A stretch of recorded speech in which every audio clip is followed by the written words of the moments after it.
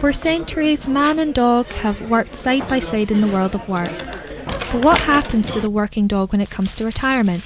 Where do they go? And who takes care of them? Behind me is the Retired Greyhounds Trust Charity Day.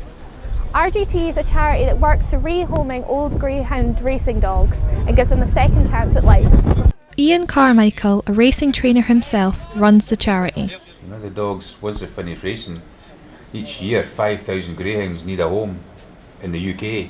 So if it wasn't for charities like the Retired Greyhound Trust, there'd be nothing for them. But it is not always a happy ending for the working dog.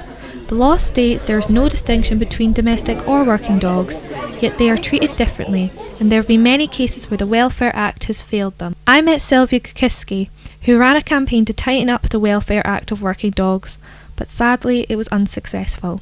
There seems to be a grey area about working dogs. There seems to be a kind of law onto their own. There is no rules, no regulations. They're not treated like pets. They don't have the same kind of rules or anything as pets. The way you have to treat them, the being sheltered and food and water. It just seems to be that they can do whatever they like. If that makes sense. Sylvia also rescued a sheepdog that was cruelly treated by its past owner. Two, but one of them was only half a year old